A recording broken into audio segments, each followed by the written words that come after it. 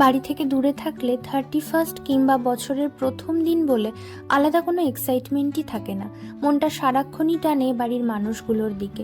তবু অফিস থেকে ফিরেই সে বলল, চলো না দুজনেই একটু বাইরে ঘুরে আসি, ঘরে থাকলে মনটা আরো ভারী হয়ে যাবে। তাই প্রথমেই আমরা চলে গেলাম কোচবিহার মদনমোহন মন্দিরে। বছরের শুরুটা ঈশ্বরের দর্শন ছাড়া কি শুরু করা যায়? সেদিন ভিড় ছিল অনেক, তবুও মন ভরে দর্শন করলাম।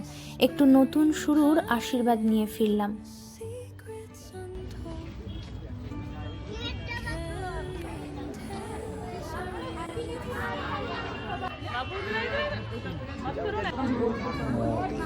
আজকের ভিড় বাপ রে বাপ।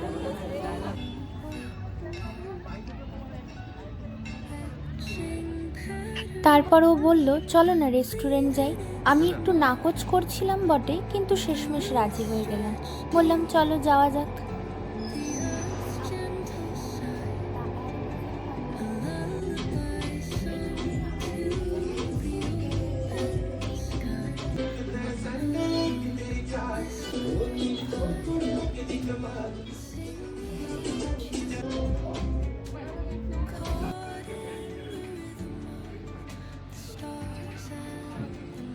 আমার মতো রুগী মানুষের জন্য এটা প্রচন্ড হেলদি।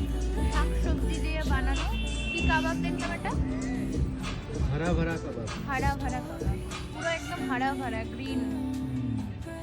প্রথমেই আমরা স্টার্টারে নিয়েছিলাম ভেজ হারা ভারা কাবাব, আর পরে বাটার নান আর বাটার পনির মশলা। দুটো একবারে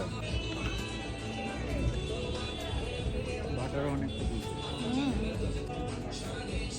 হাউ সুন্দর। সুন্দর।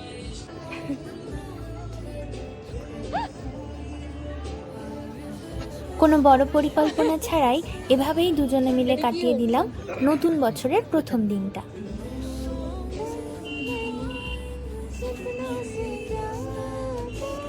এই নতুন বছর সবার খুব খুব ভালো কাটুক, আর একটু বেশি সহানুভূতিশীল হই আমরা সবাই, এটাই অনুরোধ। Happy new year to all of you. আর সবশেষে, যারা আমার সবচেয়ে বড় সঙ্গী, তাদের সাথে দেখা না করে কিভাবে ফিরে যাই। যদিও সবাইকে পাওয়া যায়নি, তবে যতটুকু পাওয়া গেছে তাতেই মনটাকে ভরিয়ে বাড়ি ফিরলাম।